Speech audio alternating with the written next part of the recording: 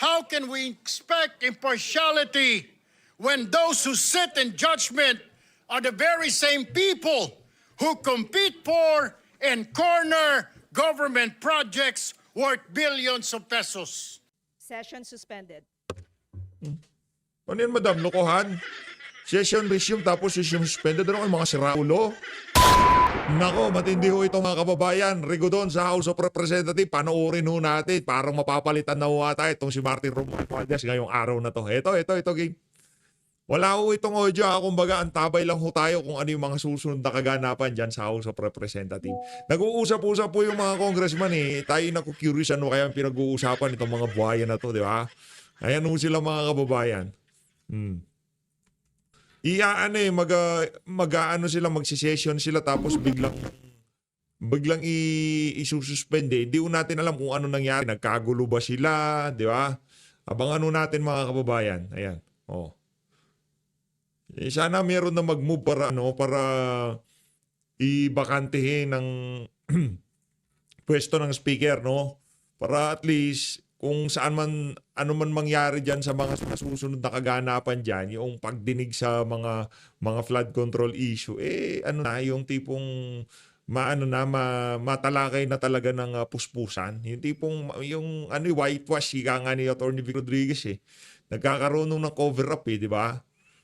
Dito, sana sa bagong pamunan ng House of Representatives, dito, yung mga dokumento, kagaya ng mga dokumento sa small committee, yung mga napag-usapan sa BICAM, mga napag-usapan nitong si Zaldico at nitong si Itzela Kimbo, sana maibigay sa sambayan ng Pilipino, mailabas sa mga pagdinig na magaganap. Kasi pagka napalitan ho yan, automatic ho yun Pati yung mga chairmanship ng mga komite, kailangan hindi natin alam, pagka-retain yung mga kasalukuyang chairperson ng mga komite, napakalaki yung kabalintunan yan.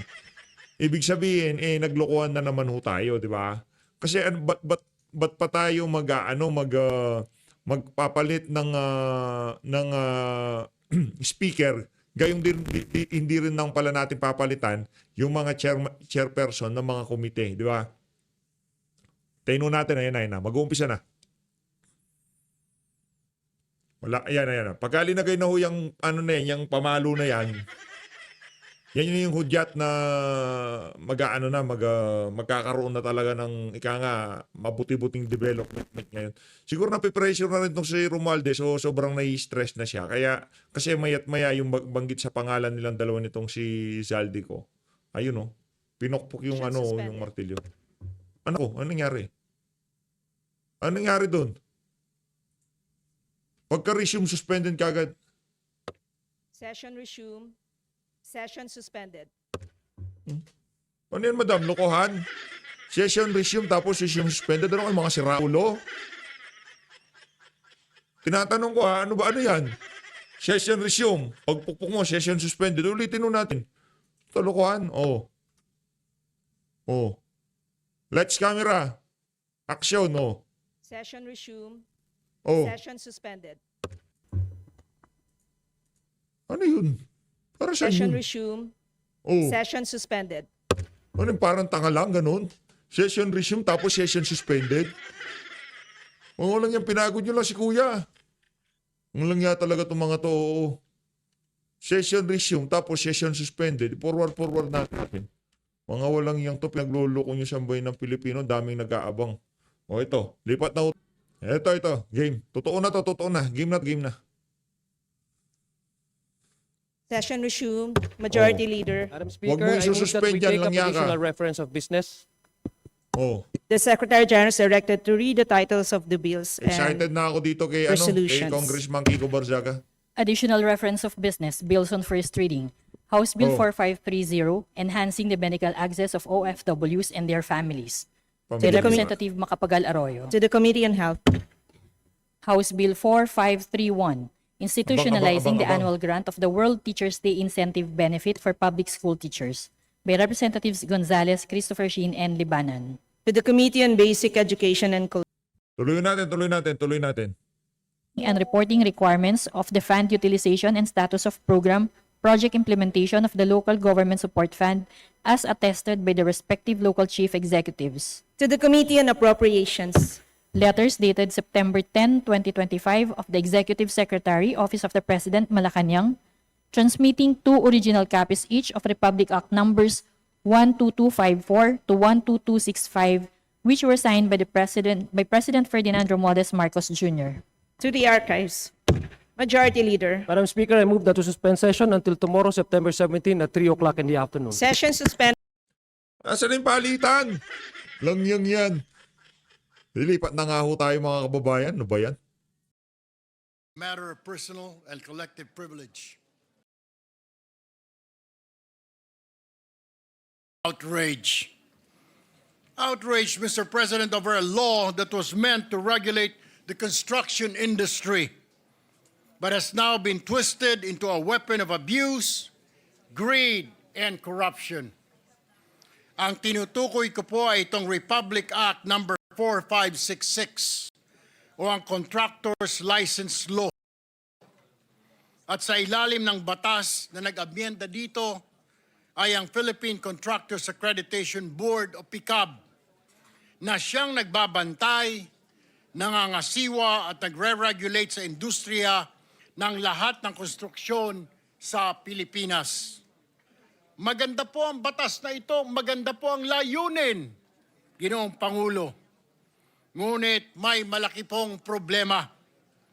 Ayon kasi sa nasabing batas, kailangang lahat ng mga miyembro ng PCAB ay may 10 taon o higit pang karanasan sa pangungontrata. Now, Mr. President, I ask you in this chamber, how can contractors regulate themselves? How can we expect impartiality when those who sit in judgment are the very same people who compete for and corner government projects worth billions of pesos? This is not regulation, Mr. President. This is what you call state-sanctioned conflict of interest, and it directly violates Republic Act number 6713 or the Code of Conduct and Ethical Standards for Public Officials and Employees. And true enough, Mr. President, reports are out that some board members, supposedly watchdogs of the industry, have themselves bagged massive flood control projects like Engineer Ernie Bagao, a PCAB board member and owner of the EGB Construction Corporation. This construction company, according to President Marcos, bagged 7.7 billion pesos worth of flood control projects from 2022 to 2025. And these projects are not only tainted with allegations of overpricing and substandard work, but some are outright ghost projects. EGB Construction Corporation reportedly also owns Wow Builders, who is said to be behind several ghost projects in Bulacan, Mr. President. Ang isa pang opisyal ng PCAB na si Engineer Arthur Escalante ay nabanggit din ni Senador Ping Lacson na nakakuha ng malalaking kontrata sa pamahalaan. Tell me, Mr. President, paano magiging patas ang isang board o ahensya kung ang mga miyembro nito, opisyales, ay sumasali at nananalo sa bilyong-bilyong kontrata ng gobyerno, lalo na sa mga flood control projects na ngayon ay nalulubog sa kontrobersiya, anomalya at katiwalian. PCAB is silent because how can they investigate themselves? How can they police their own ranks when the law itself did not explicitly prohibit its officials to stop its construction business? Mr. President, let's stop sugarcoating. This is corruption in broad daylight. Mr. President, this cannot go on. We have to ask ourselves, should contractors still dominate PCAB? Should those who accredit and regulate be the same people who rake in government contracts? Should we impose a total ban on pickup members and their companies from bidding in public works while in office with a strict cooling off period after? It is for this reason that I filed Senate Bill number 1373, or an act strengthening the contractor's license law, further amending for the purpose Republic Act number 4566 and for other purposes. Layunin po ng panukalang batas na ito na higpitan ang regulasyon ng mga lisensya ng mga kontratista. Sinisiguro din ito na ang miyembro ng PICAB ay madidiskwalipika kung siya ay may-ari o opisyal ng mga kumpanyang may transaksyon sa pamahalaan. Mr. President, the Filipino people deserve honesty, fairness in public works projects that truly serve their communities. Not this circus where regulators double as beneficiaries, where laws are exploited and where corruption festers under the guise of legality. Ang Republic Act number 4566 ay naging bulok na batas na ginagamit sa pansariling interes. It was meant to protect the public, Mr. President, but now it is protecting the pockets of the few. Mr. President, it is time to slam the brakes on this racket. No more thieves involved in the creation of our national budget. No more regulations or regulators doubling as profiteers. No more flood control projects that serve as cash cows for the few, while millions of Filipinos ay nalulunod at inaadod ng tubig baha. Enough is enough, Mr. President. We have to take action. Maraming salamat po at magandang hapon sa ating lahat. Thank you, Senator Erwin Tulfo. Mr. Chair, Mr. Majority President, Leader. we move to refer the speech of the gentleman to the Committee on Public accountability. Public Accountability and Civil Service, Your Honor, because there is corruption that is being mentioned and malfeasance, misfeasance. So it's usually public, it's Blue Ribbon Committee first, and then with Civil Service as secondary committee. I so move, Mr. President. All right, any objection? Chair hears none. Motion is approved. May we recognize, I'm sorry, the good gentleman from Isabela and the Republic of the Philippines wanted to make a manifestation on the topic of Senator Erwin Tulfo. May we also recognize him, Mr. President? Senator Rafi Tulfo is recognized. Thank you, Mr. President. I would like to associate myself with the privileged speech of Senator Erwin Tulfo. PCAB is currently at the center of investigations associated with either ghost or substandard government infrastructure projects. As the government institution tasked to strictly monitor licensed contractors, PCAB is in hot water as corruption, including under-the-table dealings, easily favors fly-by-night contractors and discourages honest contractors.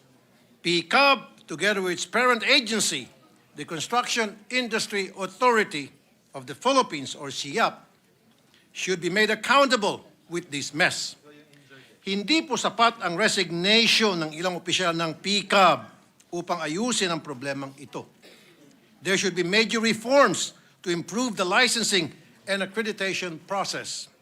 I thank Senator Erwin for filing Senate Bill number 1373 to strengthen the contractor's license law, the law which requires all contractors, subcontractors, and specialty contractors to obtain license from the PCAB.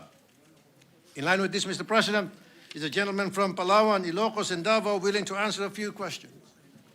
Sure, Mr. President. But before You may proceed. because Ilocos, my father is from Ilocos, my mom is from Davao, and he has a residence in Palawan. So, is that correct, Mr. President? That's true, Mr. President. Okay, before my question, Mr. President, I just need to make some point here. During the last hearing sa Blue Ribbon, I called the attention of the leadership of PCAB. Nasabi ko dapat yung mga opisyalis na yon ay ma-issuean ng whole departure order, particularly these people. Number one, Dr. Pericles Dakay, Engineer Arthur Escalante, Engineer Ernie Bagao, Attorney Herbert Matienzo, Attorney Marco Matt and Doris Gacho. Ito po yung mga opisyalis ng PCAB para sa akin ay dapat maimbestigahan at kung kinakailangan ay makasuhan. Bakit kanyo, Mr. President, I found out na prior to May 12, 2022, ang sinisingil na para sa licensing fee ng mga contractor na nag-a-apply para maging contractor was 100 pesos. Again, 100 pesos. Pero nung May 12, 2022, naging effective yung RA 11711, amending the contractor's license law from 100 pesos, ito ay dapat, ang sinisingil na ay 5,000 pesos. Pero gayon pa man, tuloy-tuloy pa rin ang paniningil nitong mga taga-PCAB ng 100 pesos at sino-shortchange ang government ng 4,900. Ang tanong, saan napupunta yung 4,900 pesos? Kada aplikante ng mga contractor. Kaya nag-issue ang Commission on Audit ng report at sinasabing sila ay short ng 258 million pesos. At nung kinausap ko sa nasabing hearing, ito mga taga-PCAB, ang sinabi nila kasi nag-issue sila ng IRR at pinorward kay Presidente bago raw mai-implement yung 5,000 na singil. And I told them, hindi, kasi wala doon sa procedure, sa provision, na dapat magkaroon ng IRR para makasingil ng 5,000, gawing it effective after mai-pass yung RA 1171. 711. Ang sabi ng Presidente, kasi yun daw ang sabi ng kanilang mga abogado. So sabi ko, yung mga abogado nila siguro ay kailangan na mag-resign dahil hindi nila alam kung ano yung pinanggagawa nila. But anyway, Mr. President, my question to Senator Erwin, ano po yung mga salient features ng SBN 1373? Marami po, Sen. Rafi, Mr. President, ang meron itong Republic Act, or not Republic Act, but SB 1373. Narito po ang ilan dito, ang reorganisasyon po ng PCAB na ang kanilang mga miyembro na 5, chairman plus 4 po na miyembro, ay dapat po mga representante mula sa DPWH, Securities and Exchange Commission, at contracting industry at saka academe or civil society. At alisin na po yung mga kontratista na mga nakaupo po doon. Isa pa po, mas stricto na qualification para sa mga miyembro. Dapat po ang miyembro nito ay natural-born Filipino, residente po ng 8 taon dito sa ating bayan, at least 35 years old, na may maganda pong moral character. Disqualification cannot be an owner po, officer or stockholder of a construction company with government transactions. Dapat po wala kung siya po ay may negosyo. If a conflict of interest arises during his tenure, the member must divest interest within 30 days, Mr. President. Isa pa pong feature nito ay ang fixed term of office. Ang chairman at ang mga miyembro ay magsisilbi po ng 3 taon at wala na pong reappointment. Enhanced powers of PCAB. PCAB can now investigate violations motu proprio on its own or upon verified complaints. Ang nangyayari po kasi ngayon, Mr. President, hindi sila nag-iimbestiga dahil paano nila iimbestigahan ang kanilang mga sarili, Mr. President? At panghuli po, stronger accountability of contractors. prescripted period of filing charges extended to 10 years. Yung mga substandard at saka mga ghost projects, dapat po kahit na 10 taon na yan, ay pwede pong kasuhan. Renewal after revocation of license may only be reissued upon proof demonstrable financial and operating capacity, full satisfaction of losses, costs, and compliance with condition of revocation. Yan po ang mga salient features po ng naturang Senate bill. Mr. President. Mr. President, I'm looking forward na itong PCAB sa susunod na hearing, either Blue Ribbon o sa public accountability, ay mapatawag lalo itong mga opisyales nila nang sa gayon magsagawa tayo ng malalim na investigasyon hinggil sa mga kalokohan ng mga taong ito. Maraming salamat, Mr. President. Maraming salamat po, Mr. President. Thank you, Senator Rafi. Thank you. Majority Leader. May we recognize Senator Marcoleta, Mr. President. Senator Dante Marcoleta is recognized.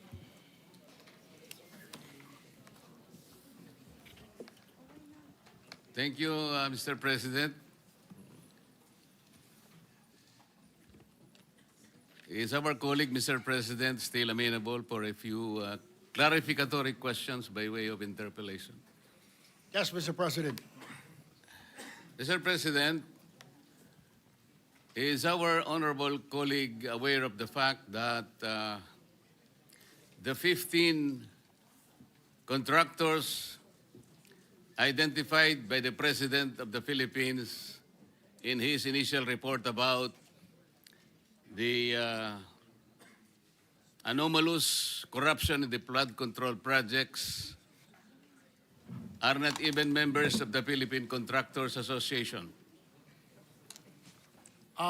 Mr. President, yung si Attorney Ernie Bagao na mention po na may-ari ng EGB Construction ay isa po doon sa top 15 na ayon po sa listahan ng Pangulo ay nakakuha po ng 7.7 billion pesos. Siya po ay board member ng PCAB, Mr. President. Mr. President, I think our good colleague didn't get the question. Mr. President, is our colleague aware of the fact that the 15 contractors identified in these anomalous flood control projects are not even members of the Philippine Contractors Association? We will have to check on that, Mr. President. I don't have the list right now, but I can check it and probably give the copy to the gentleman from Pampanga. Mr. President, there is no need for that because this representation knows the fact that these 15 identified contractors are not members of the Philippine Contractors Associations. Why am I asking this question, Mr. President? The Philippine Contractors Association is the primary organization of the most reputable contractors in this country. And I'd like to provide the information that this particular association is singly responsible in the creation of the CIAP. This is the Construction Industry Authority of the Philippines.